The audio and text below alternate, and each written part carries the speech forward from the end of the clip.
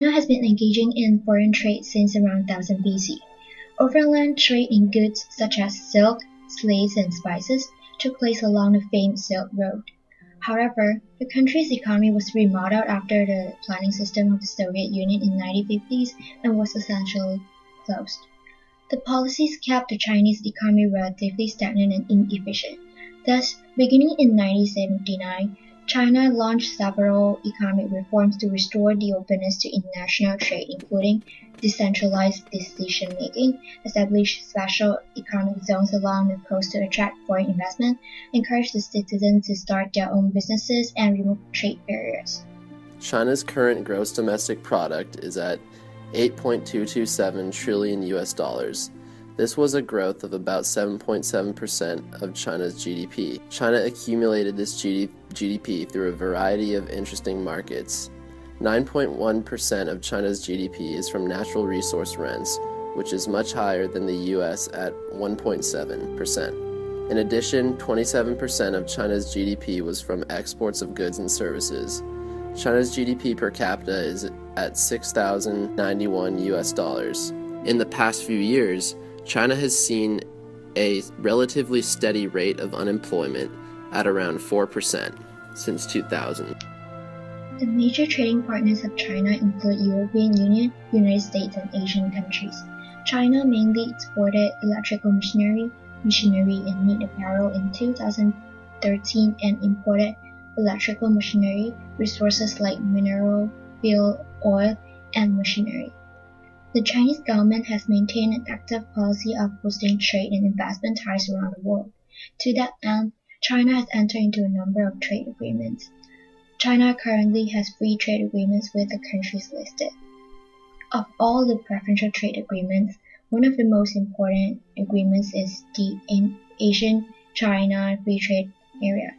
Recent studies have shown that China and Asia will experience net trade gains and that it will promote economic growth in both economies through the accumulation of physical and human capital.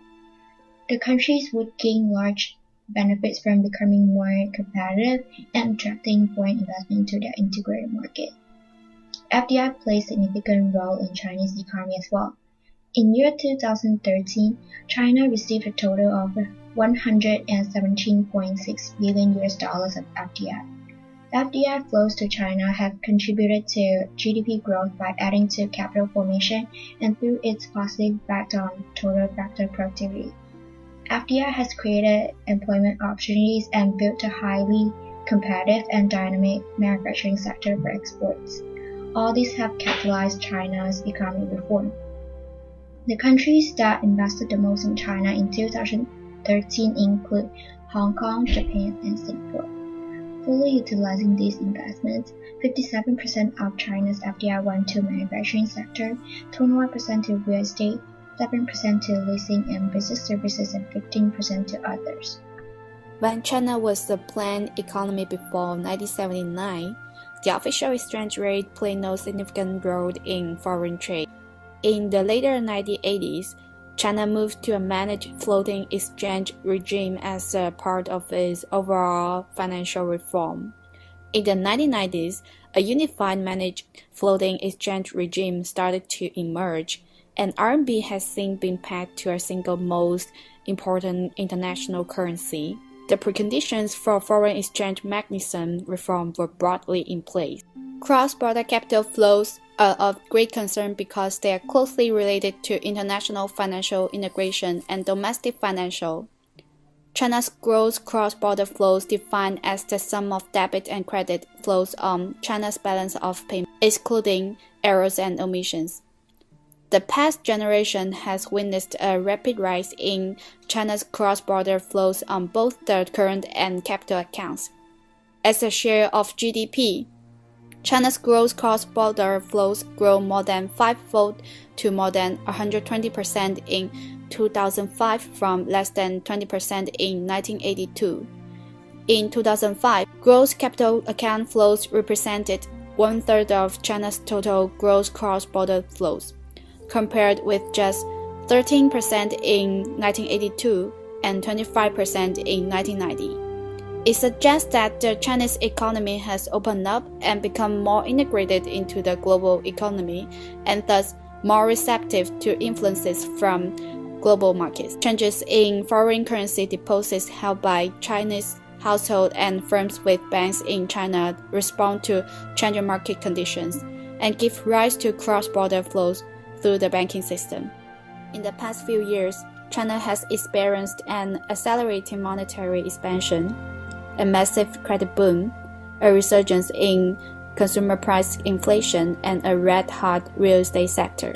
China experienced a sharp acceleration in broad money growth and credit growth. Domestic credit expanded at more than 20% per annum in 2003, fueling a massive investment boom, especially in real estate, automobile, steel, and other basic industries. In the past 20 years, China has made great efforts to increase its trade with other countries. They have done this by reducing import quota limits, reducing tariffs on imported goods, and encouraging free trade in order to boost their GDP and FDI. After the 2001 World Trade Organization Summit in Qatar, China became a full member of the WTO. Many of China's restrictive tariffs and regulations have been reduced or eliminated altogether. China recently scrapped about 24 trade policies that hindered FDI. With these regulations out of the picture, China hopes to increase transparency and open up markets for FDI facilitation. Since this change, FDI has risen 5.65% to roughly $12.4 billion in 2013. China's long-term goal for this change in FDI policies is to gain more FDI in the environmentally sustainable, energy-efficient, and technologically advanced industries. Due to China's large economy, many have migrated from rural parts of China to the cities where they can join the high-demand workforce. In the past 30 years, China's urban population has increased from about 440 million to 622 million, according to a 2009 census study. Because China needs a lot of human capital to support foreign direct investment, many policies are being written up in order to encourage migrants to move to and stay in urban societies. In July 2005, China discontinued its use of a fixed exchange rate and now uses a floating exchange rate. The renminbi, or RMB, is the second most used currency in the world, second to the US dollar. China's currency has increased in strength drastically over the last few years. Due to China's strict policies on its financial sector, it is difficult for foreign investors to invest in the RMB, which in turn limits the growth of China's currency. According to Time magazine, China's government is in the process of reducing financial sector investment restrictions, which should increase the value of the RMB and make it traded more frequently in the world economy. China has had a long history of producing goods that require labor-intensive production. Although this would mostly consist of unskilled labor, China has recently been investing more and more in education and human capital. China has also been strengthening laws that protect intellectual property, such as patents and trademarks, that attempt to encourage innovation. As far as exports, China has been particularly successful in high-tech exports such as computers and other electronic equipment. Policies on FDI and exchange rates help the country in the following ways.